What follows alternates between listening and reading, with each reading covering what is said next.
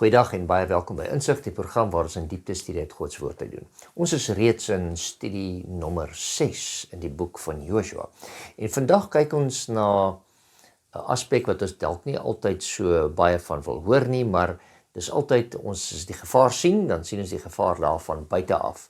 Maar vandag praat ons van die vyand van binne. En ons gaan konsentreer op Joshua hoofstuk 7 en so 'n klein gedeeltetjie van hoofstuk 8. Vandag saam met my in die ateljee, Renay Furstenberg, spreekdirekteur van Kompas Pastorale Bedieninge.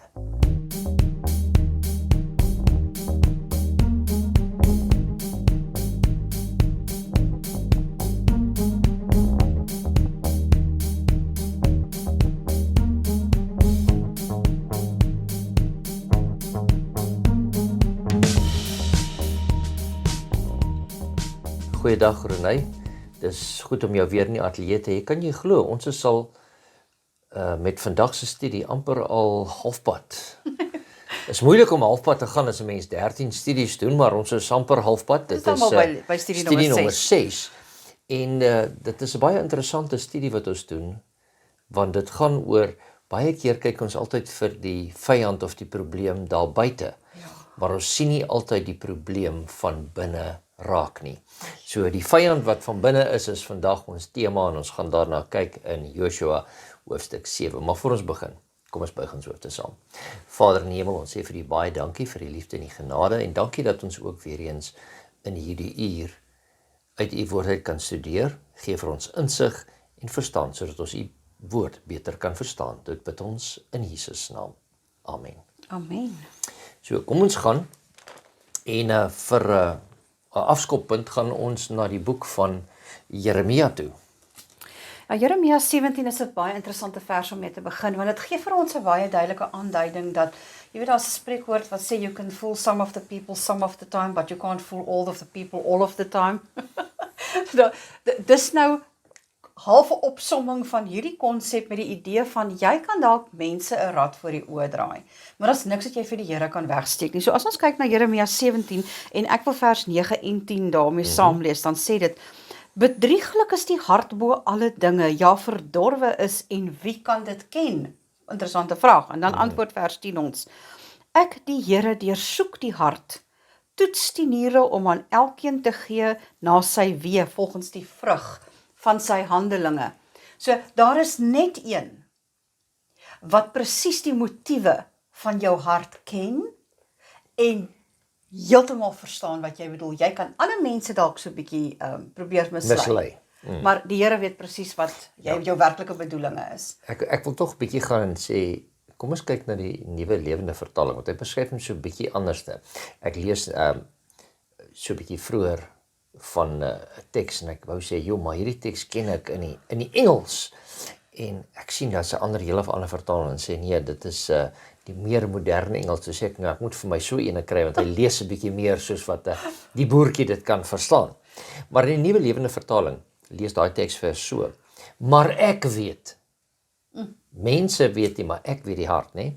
Ek die Here deursoek mense se harte en geheime motiewe. So ek weet wat agter dit gaan. Nou gaan hy verder en sê, en ek gee aan almal wat hulle toekom, volgens wat hulle gedoen het. Sure. So ons weet dat maar met die konsep van volgens wat jy gedoen het, maar wat volgens jou motiewe was, né? Want die Here, dit mag lyk asof jy iets wonderlik en goed gedoen het, maar die Here weet wat se motief jy gehad het, ja. So hier sien ons dat wanneer ons gaan na Joshua hoofstuk 7 toe, dan sien ons die volk, maar ook individue kan partykeer iets doen en dan dink jy, dit wat ek doen het net 'n impak op my lewe en dit het glad geen impak met enigiemand anders nie. Wat het dit nou met enigiemand anders uit te waai? Maar in hierdie verhaal of in die geskiedenis, moet ek so sê, kom ons agter dat maak nie saak wat jy doen nie. Dit het altyd 'n impak op iemand anders se toekoms ook. Ja, ek dink dit is ons het so 'n bietjie geraak daaraan in verlede week ook, maar ek dink wanneer ons hierdie verhaal gaan leef, dis 'n verskriklike hartseer verhaal. om tot die besef te kom dat my sonde op die ou einde van die dag die verwoesting van my eie gesin kan veroorsaak. Punt nommer 1. En dat my sonde op die ou einde van die dag 'n ripple effek kan hê wat tot my nasie beïnvloed. Want dit is presies wat hier gebeur het. In so mate dat die Here sy hand onttrek, 'n seëning onttrek van my nasie af, van my gesin af. En ek het dalk die idee gehad, maar dit wat ek, my sonde wat ek gepleeg het, ek weet is teen die Here. Ek weet hy sê ek moet dit nie doen nie, maar ek het my dit so half self probeer regredeneer, want ek het gevoel ek doen dit tot voordeel van my familie. Ja, so met ander woorde, en die ander ding wat ek vinnig daar wil uitkom, gehoorsaamheid is noodsaaklik wanneer dit by die Here kom. En die ander punt wat ek jare terug iemand gehoor sê het, wanneer die Here iets sê, bedoel hy wat hy sê. Ja. En dit klink nou dalk voor die hand liggend, maar ons probeer dinge altyd reg redeneer, maar as die Here iets gesê het, dan het hy dit vir 'n sekere doel gesê, en eintlik al wat ons moet doen, is om te gehoorsaam na sy woord. So, om te begin, kan ons gaan na Josua hoofstuk 7 toe. Nou ons sien, Josua hoofstuk 7 is ook geskryf in hierdie tipe van 'n chiasme, né? Wat hy na weerskante toe, en hy bereik sy klimaks in die middel van hierdie hoofstuk. Maar kom ons kyk, ons lees daar Josua hoofstuk 7 vers 1, en dan kan ons ook vers 11 tot 13 lees. Maar die kinders van Israel het hulle vergryp aan die bangoed, want Achan, die seun van Karmi, die seun van Sabdi, die seun van Serach, van die stam van Juda, het van die bangoed geneem, sodat die toorn van die Here ontvlam het teen die kinders van Israel. Ekskuus tog, en dan vers Vers 11 tot 13. Israel het gesondig en het ook my verbond oortree wat ek hulle opgelê het, en ook geneem van die bangoed, en ook gesteel, en dit selfs heimlik by hulle goed gevoeg het. En die kinders van Israel sal nie kan standhou voor hulle vyand nie. Hulle sal hulle vyande die rug gee, sodat hulle self 'n ban geword het. Ek sal nie meer met julle wees, tensy julle die ban onder julle uitverdelg nie. Staan op, heilig die volk en sê, heilig julle self teen môre, want so sê die Here, die God van Israel, daar is 'n ban in jou midde, Israel, en jy sal nie kan standhou voor jou vyande, totdat julle die ban onder julle uitverwyder het nie. Nou, dit is die bekende storie, en meeste van ons behoort die storie te ken van Achan. Die Here het gesê, alles moet met die banvloek getref word, en hier kom Achan, en hy neem van die goedjies wat daar is, en hy gaan steek dit weg in sy tent. En ons sal later sien dat hy maak asof niks fout is nie. Al word daar waarskuwings gegee, hy maak of niks fout is nie. Die eerste ding wat hier vir my voorkom, is dat hy sê hier, maar die kinders van Israel, vers 1, het hulle vergryp aan die bangoed. Maar die kinders van Israel, maar dit was Achan. Was net een man. Ja. En hier sê die Here, maar as een man dit gedoen het, het almal dit gedoen. Dit laat my ook dink aan wat die Here gesê het. As jy in een van hierdie gebooie geval het jy in almal geval. So kan nou maar so mooi as moontlik na die 10 gebooie kyk, en 9 of 8 of 7 van hulle hou, maar as jy in een geval het jy ook in die ander geval. So met ander woorde, ons moenie dink dat wanneer dit by die Here kom, dat dit net ek is nie. Dit kan 'n invloed hê ook op die kinders van Israel. Kan ek gou inspring daar? Ek dink wat ons moet verstaan is hierdie hele volk van Israel het hulle vrywilliglik aan die verbond van die Here verbind, nie waar nie? Die dag toe die Here die verbond met hulle gesluit het, hulle gesê, ons kinders, ons nageslagte, Here, ons sal u volg, ons sal u verbondsvolk bly. En is dit nie tog wat ek en jy ook doen die dag wanneer ons die Here aanvaar as ons verlosser nie? En ons sê, Here, ek wil u kind wees, ek wil deel wees van u verbondsvolk. Ja. Dan verbind ek my aan alles wat die Here van my verwag. Dit is belangrik om dit te besef vandag. So, die oomblik toe Achan sondig en 'n uitsluitlike wet wat die Here ingestel het en gesê het, julle mag nie hierdie bangoed, mag julle self nie aan vergryp nie, het hy sy hele volk saam met hom in die sonde ingesleep, want hy het direk teen die verbond ingegaan, wat die Here met hulle aangegaan het, toe hy vir hulle gesê het, ek sal hierdie land vir julle gee. Daar was baie duidelike voorwaardes gestel. Ja, met ander woorde, sy sonde het veroorsaak dat hulle dan nou die rug sou keer. Met ander woorde, ons gesien, hulle wou Ai ingeval het en hulle moes weghardloop daarvoor. En die Here het gesê, sorry, dis omdat julle ongehoorsaam was. So, ons kry die twee goedjies daar uit. So, hulle het eerstens toe hulle aangeval het hulle op hulle eie krag staat gemaak. Onthou, die Here het gesê, ek sal dit vir julle gee. Ag nee, wat hierdie is 'n klein stadjie, hy's nie soos Jerigo nie, ons kan nog hom gaan beklei. Amper wil ek sê, Here, dis reg. U kan maar so 'n bietjie daar vertoe waar hy is. Ja, ons sal dit kan hanteer. En die Here wou baie duidelik vir hulle sê dat julle is niks sonder my nie. Dis die eerste ding. En die tweede ding wat dit op neerkom is, hulle het op hulle eie krag staat gemaak en dan het hulle ook versuim om hierdie aanval wat hulle sou gaan doen het, met die Here op te neem, oor hoe om dit te doen. En hoe maklik is dit vir ons ook wanneer ons in 'n situasie ingaan, ons dink dadelik hoe ons 'n ding moet doen, en ons gaan doen dit net, en ek wil amper sê, ons raadpleeg nie die Here nie. Ja. Jy weet, ekskuus tog, ons wil nou iewers, en is dalk nie 'n goeie voorbeeld nie, maar ons wil iewers heen gaan, dan vra ons nie vir die Here of ons moet gaan nie, ons vra net, Here, wees saam met ons terwyl ons gaan. Ja, ons gaan, Maar Here, jy moet net saam met al ons wat u wees. moet doen is om te sorg dat ons veilig is. Ja.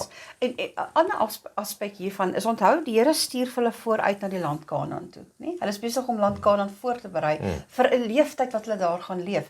Die Here stuur vir ons vooruit om sy werk te gaan doen, om mense voor te berei vir sy wederkoms.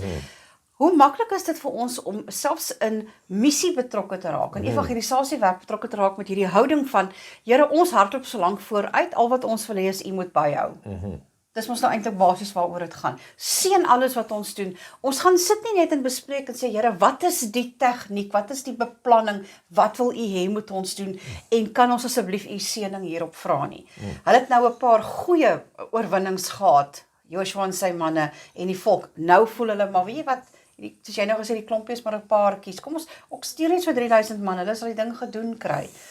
En dis hartseer, want manne het onnodiglik hulle lewens verloor in hierdie stryd, as gevolg van hulle hardkoppigheid.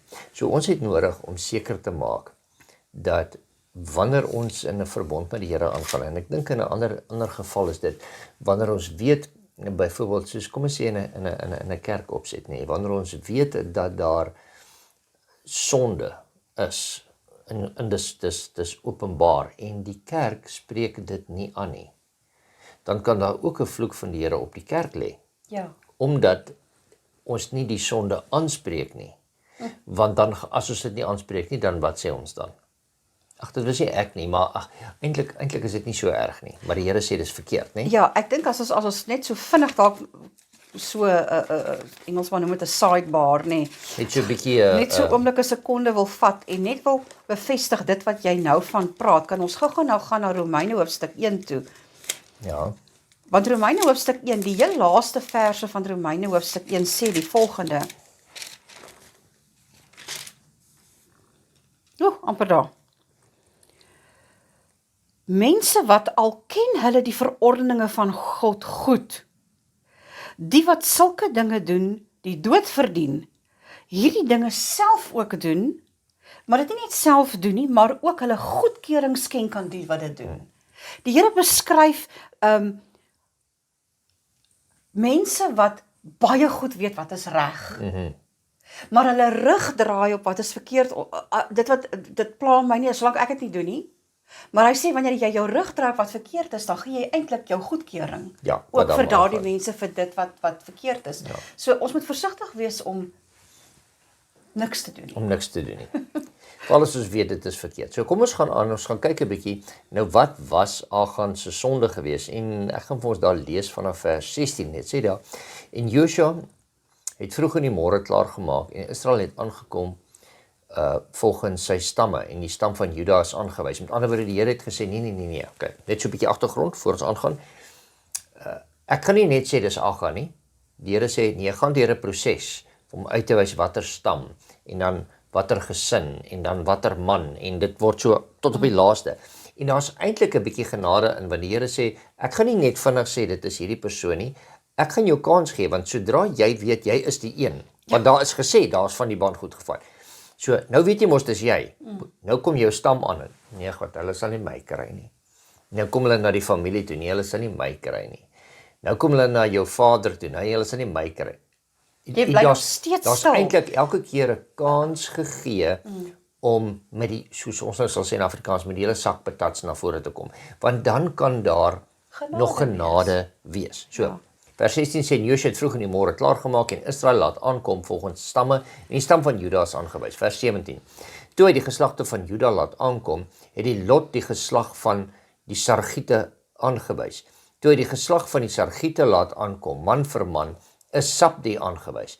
En toe hy sy huisgesin man vir man laat aankom, is Achan, die seun van Karmi, die seun van Sabdi, die seun van Serag, van die stam van Juda aangewys. Toe sê Josua vir Achan, my seun,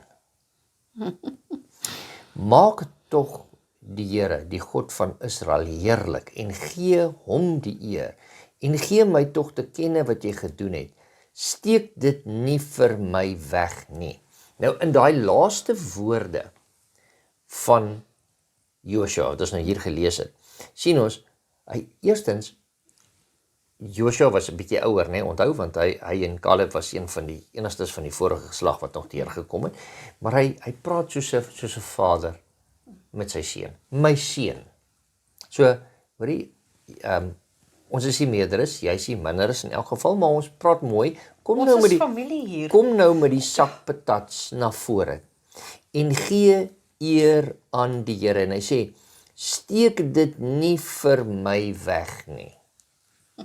Die Here het jou nou aangewys, steek dit nie vir my weg nie. Ja, dis my man sê altyd 'n mens moet so tussen die lyne kan lees. Met ander woorde wat hy nou basies vir hom gesê het, hoor jy dit in elk geval nie vir die Here kon wegsteek nie. Ons het deur hierdie hele proses gegaan en jy spesifiek is uitgewys. Jy kan nou maar net sowel vir ons sê wat aangaan, maar dis mooi hoe Josua met hom praat. Josua praat met hom soos 'n, ek wil sê soos 'n aartsvader. Jy weet, iemand wat sê, hoorie, ek het jou lief. Jy's deel van my volk, jy's deel van my geloofsfamilie, maar dit wat jy gedoen het is nie reg nie. Jy moes lankal al kom sê het wat het gebeur. Moes ons nou deur hierdie hele proses gegaan het. So kom nou, sê vir ons wat gaan aan. Ja, ek wil my amper verstout om te sê, en ons lees dit nêrens in die skrif nie, so asseblief, ja, gaan net saam met my daarin. Maar toe hulle gesê het, hoor hierso, julle moet julle self nou eers gaan reinig in vers 13, gaan heilig julle. Met ander woorde, gaan sonder julle af, met ander woorde, gaan doen selfondersoek. Reken ek, daar's 'n hele paar mense wat gesê het, dalk vir heeltemal iets anders, nê. Here, ekskuus tog, help my tog, vergewe my, ek het verkeerd gedoen, wat ook al. Maar die spesifieke ding waarvoor hulle gesoek het, het niemand na vore gekom nie. Ja. En die Here sê, Maar die Here was spesifiek, hy het gesê, sonder julle af gaan heilig julle, want daar is ban onder julle. Ja. Daar's ban goed. So, daar's nie 'n manier dat hy kon by homself gedink het, is nie van my wat hulle praat ja, nie. ek is seker daarvan, daar's dalk van die families wat daar was, wat teruggegaan het, na hulle eie mense toe en gesê, hoorie, wie van julle het van die goed gevat? Jy weet, om seker te maak dat jou familie nie onder die vloek kom nie. Ja. Ek meen, dit is wat ek sou gedoen het. My kinders, as daar een van julle is wat iets gevat het, moet julle dit nou na vore te bring, dat daar nog genade vir ons kan wees. As jy hoor wat ek sê. So met ander woorde, Achan het meer en meer kans gehad, maar hy het net doodeenvoudig nie sy kanse gebruik. En selfs toe Josua by hom kom, was hy amper hardnekkig geweest, wil ek dit so sê, in die houding wat hy gehad het. So. En moet ek ook nou by sê, onthou, op die einde van die dag sê hy vir hulle, ek het 'n mantel gevat, ek het silwer gevat, ek het goud gevat. En ek het dit binne in my tent begrawe. Sy mense moes geweet het wat hy gedoen het, sy gesin. En in al hierdie tyd kon een van die gesin opgestaan het en gesê het, my pa het dit gevat, my man het dit gevat, my broer het dit gevat. Iemand kon na vore gekom het. Iemand moes hom gesien het, want ek meen, jy's nie alleen op so 'n plek wat jy daar ingegaan het op jou eie nie. Verstaan jy? Selfs jy dit weggedra het, want waar steek jy dit weg? Ja, want onthou hy sê, kom ons lees daar vanaf vers 20 tot ons het 19 gelees, kom ons lees 20 en 21. En toe het Achan Josua geantwoord en gesê, waarlik ek het gesondig teen die Here, die God van Israel, en so het ek gedoen. Ek het naamlik een mooi mantel uit senior by die buitgoed geneem en ek het 200 sikkel silwer en een goudstaaf van 50 sikkels in gewig. En ek het dit begeer en ek het dit geneem en kyk, het lê begrawe in die grond binne in my tent en die silwer daaronder. Dis 'n paar goed hierdie, wat hy moes wegdra. Sy mense moes geweet het hy het dit daar ingedra in die tent. Ja, en dat hy in sy tent gaan wegsteek, en hier kom die ander ding uit. Wat is die groot probleem wat hom laat val het? Hy het dit begeer. Met ander woorde, hy het begeer, en weer eens hier, wanneer ek gewoonlik met mense praat en sê, ja, jy mag nie begeer nie, wat ook al die keuse mag wees. En ek sê altyd vir mense, wanneer jy iets nastreef om te hê, kom ons sê, jy wil 'n huis koop, of jy wil 'n kar koop, of jy wil 'n graad kry, dit is nie 'n probleem om daarna te streef en daarvoor te werk om dit te kry nie. Dit is tog 'n begeerte. Maar wanneer jy begeer en wanneer dit sonde raak in my oë, is wanneer jy dit wil hê om van iemand anders te vat wat aan iemand anders behoort en jy wil dit onregmatig joune maak. Hierdie ban goed het aan die Here behoort. Dis reg. En Achan het begeer dit wat syne was, maar hy het dinge begeer van die heidense volk. Nou dit klink nie, ag maar, dit is dan hy kon mos iets goeds daarmee gedoen het. Maar as jy in die kleine begin begeer, en dit gaan van daar af verder vorentoe, kan dit baie groter noodlottige gevolge hê. Hy kon die land se vrouens begeer het, hy kon van hulle afgodediens dinge begeer het, en alles kon later aan 'n snowball effek gehad het, en al hoe groter geword het wat die probleem was. Wel, die hartseer saak hiervan is dat op die einde van die dag word die hele familie uitgewis.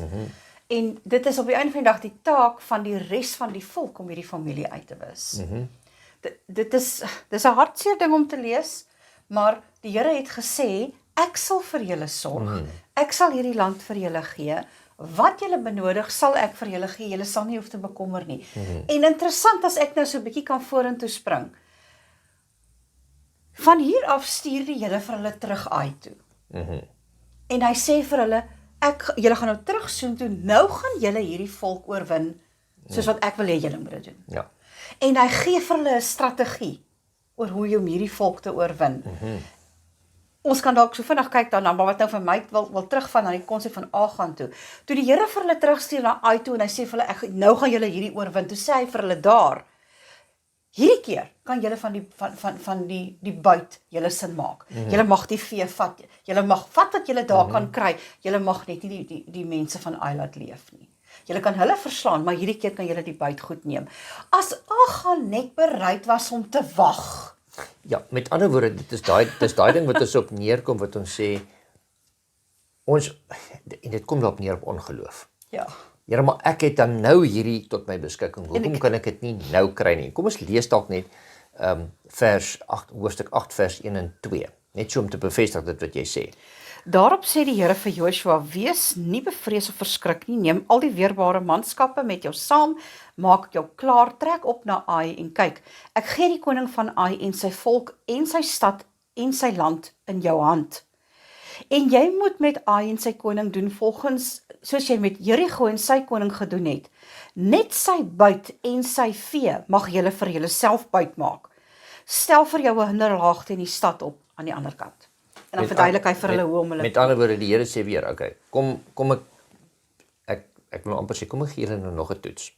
So julle kan nou van die buit vat, en julle kan van die vee vat, maar die grond, die mense, die koning, al die mense dan van die land, moet julle nie spaar nie. Dis wat die Here gesê het. Lees ek dit reg? Ja, ek stem heeltemal saam.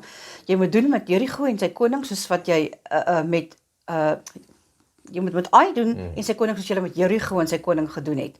Net sy buit en sy vee mag julle vir julleself buit maak. So hierdie keer, onthou, die vorige keer wanneer hulle iets met die banvloek getref het hulle alles wat leef doodgemaak het, tot die vee, Ja. was verwoes. Die silwer en die goue voorwerpe was vir die Here se vir die diens, tempel. vir die tempel geneem, en die res moes hulle verbrand. Daar's niks gevat nie. Dis hoekom selfs toe Agan gesê het, maar ek het een mooi mantel gesien. Ja, een. Ek het een mooi, daardie tipe van goed is verbrand, die silwer en die goud wat hy geneem het wat aan die Here behoort. Dis hoekom die bangoed het hy op 2 vlakke het hy onregmatig geneem. Hierdie keer sê die Here vir hulle, julle mag die vee neem en julle mag die buit neem. Dit wat julle kry mag julle daar neem, julle moet net van die mense moet ongelukkig met die band getrek word. En hier sien ons dan, as ons net 'n bietjie verder kyk daar, dan sien ons in vers 7. Dan moet julle uit die hinderlaag opstaan en die stad inneem, want die Here julle God sal dit in julle hand gee. Met ander woorde, moenie nou weer verskrik wees die vorige keer dat julle weggehardloop vir hulle nie. Die Here sê, as ons doen wat hy sê, dan sal hy hom in julle hand gee. Vers 8. En as julle die stad verower het, moet julle die stad aan die brand steek na die woord van die Here, moet julle handel. Kyk, ek gee julle bevel. So dit word nou 'n bietjie nou, onthou net, ek het die vorige keer vir julle bevel gegee, julle het nie geluister nie. Wat het gebeur? Julle het weggehardloop. Ek gee nou weer vir julle bevel. Handel nou volgens hierdie bevel. So met ander woorde, moenie net dan, kom ons nou sê, al die mense vernietig nie. Brand, nadat julle nou die byt en die vee gevat het, moet julle die stad verbrand. Met ander woorde, niemand moet weer kan terugtrek na daai stad toe en 'n woonplek daar maak nie. Julle vee vir hom plat, hy moet gebrand word tot op die grond. Ja. Dis en dis 'n bevel van die Here, maar jy kan nou sê, maar hoekom moet ons dit nou doen? Almal is mos nou klaar, ons het mos nou ten minste van almal ontslaag geraak, so hoekom moet ons dit nou doen? Maar kan jy dink waarvan was daardie stad vol? Onthou al die volke wat die Here gestuur het om te sê vernietig hulle met die bandvloek. Daardie mense was afgodsdienaars en ons het tog nou verlede week baie mooi gekyk. Hulle het tot hulle eie kinders op altare geoffer vir hulle afgode. Kan jy dink daardie stad was vol van hulle afgode, vol van hulle altare, alles wat teen God en sy beginsels was. En onthou ons het verlede week baie mooi gesê dat die Here is eintlik 'n God van vrede. Hy moes Kanaan oorneem om vrede te bewerkstellig en volke te vernietig wat se verstande al so in afgodediens verval was, dat hulle so ver gegaan het om tot hulle eie kinders te offer. Ja. So daardie stad met alles in die binnekant wat enigsins 'n aanduiding nog gehad het van afgodsdiens, wat basies maar duiwelsaanbidding was, sal julle verbrand tot as. Moenie vir iemand anders ooit die geleentheid gee om terug te trek soontoe, altare daar te vind en dieselfde praktyke te begin wat daardie volke hulle self aan skuldig gemaak het. Ja, die opdrag mag dalk nie altyd vir my en vir u sin maak nie. Maar dit is nie van belang nie. Wat van belang is kom ons voer die opdrag uit en ons gehoorsaam die Here. Ultimate weet hy nie altyd beter nie. Ja, absoluut. Kom ons kyk en dan kyk ons net weer 'n bietjie terug. Ek wil teruggaan vinnig na Josua hoofstuk 7 toe en dan lees ons daar vers 6 tot 9. Toe het Josua sy klere geskeur en met sy aangesig op die grond geval voor die ark van die Here tot die aand toe. En hy het die oudstes van Israel en hulle het stof op hulle hoofde gegooi. En Josua het gesê, ag Here, waarom het u hierdie volk ooit deur die Jordaan laat trek, om ons oor te gee in die hand van die Amorite, sodat hulle ons kan vernietig? Het ons tog maar besluit om oorkant die Jordaan te bly? Ag Here, wat sal ek sê nadat Israel vir sy vyande die rug gegee het? En as die Kanaaniete en al die inwoners van die land dit hoor, sal hulle ons omsingel en ons naam van die aarde af uitroei. Wat sal dan vir u groote naam doen? En hier kry ons met 'n snaakse verskynsel, nee, want dit klink amper vir my hierdie woorde van Joshua. Klink amper vir my of hy dit al dalk van tevore gehoor het uit die monde van Israel en die volk wat nie deurgetrek het nie. Het hy ons maar in Egipte gelos dat ons maar daar ons Here nou wat nou slawerny kon gesterf het. Nou die dinge hier gebeur. Ons moet net gou-gou weer die agtergrond onthou, dis nou net nadat Ai hulle nou die eerste keer verslaan het. Ja. En Josua kon nie dit verstaan nie. Hoekom het die Here wat nog elke keer met ons gewees in ons veld slaan, nou ewe skielik is ons heeltemal verslaan, ons moes weghardloop vir hulle. Wat gaan nou aan? Ja, laat ons maar aan die kant van die Jordaan gebly het. Ons moes net deurgetrek het, Here, maar ons is nou aan die kant gewees en ons was nou alright. Maar nou is ons aan die ander kant en nou kom hierdie tees met ons hier. Maar hy vra daar vraag. het ons tog maar besluit om aan die oorkant van die Jordaan te bly, einde van vers 7, vers 8. Ag Here, wat sal ek sê nadat Israel sy vyande die rug gegee het? Here, maar die mens, die skrik van die Here was op die land Kanaan. Onthou wat Rahab hulle gesê het, nie? Met ander woorde, daar was altyd 'n opening vir mense wat wou bely het dat die Here daar is. As daar mense van die vorige stad was wat uitgekom het en gesê het, ons gee oor, dan sou hulle nie vernietig geword het nie. Maar daar was nie. Maar hier kry ons dit dan in vers 9, en dan sê hy hier, as die Kanaaniete en al die inwoners van die land dit hoor, wat nou gebeur het, sal hulle ons omsingel en ons van die aarde af uitroei. Wat sal u dan vir u groote naam doen? Met ander woorde, Here, nou het hierdie dinge gebeur, en eintlik, omdat ons nou verloor het, uit ons eie uit wat ons gedoen het. Want dan ons sien, hy het voor die Here vir die hele dag gelê, en om vergifnis gevra. Kom hy daar en hy sê, maar Here, dit gaan nie oor ons nie, dit gaan oor u naam. En weer eens, onthou in Josua hoofstuk 1, hoeveel keer het die Here vir hom gesê? Wees net sterk en volmoed. En links of regs afwyk nie, bly net my bevele. En ek sal met jou wees, soos wat ek met Moses was. En hier is een van die kleiner foutjies, kan ek nou so sê, ons lees nie baie van hulle nie, wat Joshua gemaak het, want hy het, sonder om die Here te raadpleeg, het hy hulle soontoe laat stuur. Nou ja, of sy raadgewers dit gesê het of nie, is nie van belang nie. Die leier het gesê, kom ons gaan, ons sal hulle kan inneem. Onthou ons hele tema wat ons vandag oor gesels, is wanneer die moeilikheid van die binnekant afkom, wanneer vyande van in jou eie geleedere, op die ou einde van die dag, die voorspoed vir die werk van die Here kelder. Dit is tog wat gebeur het hier. Hulle was nie besig om net vir hulle self 'n land reg te maak nie. Hulle was besig om 'n land voor te berei vir 'n volk wat die woord van God moes verkondig van daar af na die nasies rondom hulle toe. Ja, nie net daar nie, maar dan op die ouene van die dag na die hele wêreld toe, né? Dis reg. So dink aan Israel as byvoorbeeld die gemeenskap waarin jy, die kerkgemeenskap, die geloofsgemeenskap waarin jy op hierdie stadium is. Ons is almal nog aan die verkeerde kant van die hemel. En ons maak soms 'n fout om te dink dat selfs die kerk is nou al klaar in die hemel en alles is perfek en wonderlik daar. Selfs die kerk is nog aan die verkeerde kant van die hemel. En jy gaan vyande vir die werk van die Here binne in jou geleedere kry.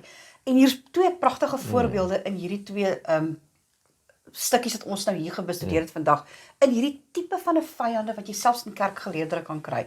Punt nommer 1, die wat daar is omdat hulle self wil verryk en hulle self wil verhef. Dit gaan nie vir hulle oor die Here se werk nie. Dit gaan oor wat kan ek hieruit kry. Dit gaan nie oor wat kan ek vir my volk beteken en wat kan ek tot uitbreiding van God se koninkryk beteken, is oor wat kan ek hieruit kry. Nee, dis Agan. Dis 'n verhaal van Agan. Dis baie belangrik om dit te om die les vir ons deur te trek en dat ons nie in daardie selfde slaguister val as wat Agan geval het nie, want dit kan dalk die gevolg hê op die groter kerkgemeenskap wat daaronder lê. En op jou eie gesin kan op die einde van die dag verlore gaan, omdat ek en jy dalk hierdie houding het van ek gaan kerk toe om te kyk wat ek daaruit kan kry, ek gaan nie kerk toe om te kyk wat ek daar kan gaan beteken nie. Ja, en wat ek vir die Here se naam kan beteken op jou einde van die dag nie. En dan die tweede les wat ons dan nou hier uitleer, is dat jy kan in die kerk mense kry wat die naam van die Here geweldig baie skade aandoen. Ja, en wat jy nou daarby sê is, nou wil ek amper sê, asseblief moenie aan iemand anders se naam dink nie. Ja. Sit eerder jou eie naam daarin. Want ons is mense is snaakse goed. Ons kan baie keer ons altyd alles gaan goed. Totdat ek persoonlik 'n bietjie aangeraak word. Dan gaan dit normaalweg. En nie in alle geval nie, maar normaalweg gaan dit oor me, myself and I. Ja. Kan ek so 'n bietjie aanlas daaraan, die oomblik wanneer my gemaksone so 'n bietjie geroer word, nê? Want die Here verwag van jou en van my om hierdie pragtige boodskap van hom te vat aan elke taal, stam, volk en nasie. En dit is lekker om dit te gaan doen solank ek nie uit my gemaksone moet uitgaan nie. Of solank dit my nie iets kos nie. Ja, of as ek dit op my manier doen. Of as ek dit op my manier doen, of hoor hierso, wat kan hierdie hele proses my baat? Dis al 'n verhouding wat ons kan inneem. Dan doen ons dit nie volgens die wil en die weg van die Here nie, en dan gaan dit nie geseën word nie. Dit is die hele mond vol. Ons kan eintlik nog baie meer sê oor hierdie studie, maar ongelukkig laat die tyd ons nie toe nie. Renée, dit was weer eens goed om te weet, en dis dalk net so vir ons weer eens 'n liggie wat aangaan deur vir ons te sê, kyk na die vyande van binne, en ons kan self ook die vyand van binne wees. En ons moet vir die Here vra om ons oë oop te maak, en ons harte oop te maak, sodat wanneer hy met ons praat, dat ons kan erken waar ons verkeerd gegaan het, sodat ek, my gesin en die groter gemeenskap nie ook onder my besluit dalk mag lê nie. Het was goed om jou vandag weer eens in die ateljee te hê. Ons leef ons afsluit met 'n gebed. Kom ons bid saam. Here, baie dankie vir hierdie pragtige geskiedenis wat U vir ons uit die boek van Josua uitgebruik om vir ons te herinner daaraan dat ons deel is van 'n weermag wat op die einde van die dag aangestel is om hierdie wêreld voor te berei, om te veg vir die siele van ons geliefdes en van ons bure en van die mense wat saam met ons werk. Elkeen wat ons naaste is, Here, is ons voor aangestel om die boodskap van die koms van ons Heiland aan hulle te bring. Here, mag ons nie die vyand van binne wees nie. Keer asseblief, Here, dat ons nie die een is wat die skade aanrig aan U werk en oneer bring aan U naam nie. Ons bid dit in U naam. Amen. Amen.